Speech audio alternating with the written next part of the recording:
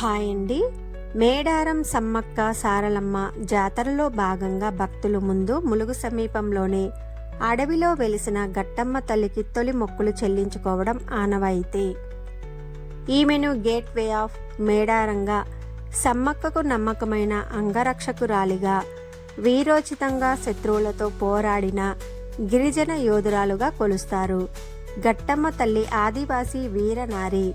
సమ్మక్క సారలమ్మల కాలంలో గిరిజన రాజ్యం హక్కుల కోసం జరిగిన పోరాటాలలో ఆమె కీలక పాత్ర పోషించారు. ప్రతాపరుద్రుడి సైన్యంలో జరిగిన యుద్ధంలో సమ్మక్క తల్లికి నమ్మకమైన బంటుగా ఉంటూ శత్రువుల నుండి రక్షణ కల్పించారు. ఆ యుద్ధంలో గట్టమ్మ తల్లి వీరోచితంగా పోరాడి అమరురాలయ్యారు. ఆమె త్యాగానికి, పరాక్రమానికి గుర్తుగా గిరిజనులు ఆమెను దేవతగా ఆరాధిస్తున్నారు.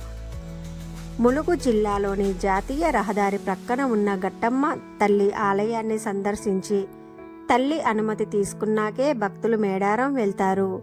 ఆదివాసీ నాయకుల ఇలవేల్పుగా భావించి గట్టమ్మ తల్లిని మేడారం జాతర సమయంలో అశేష జనవాహిని పూజలు నిర్వహిస్తారు. శ్రీ మాత్రే నమః.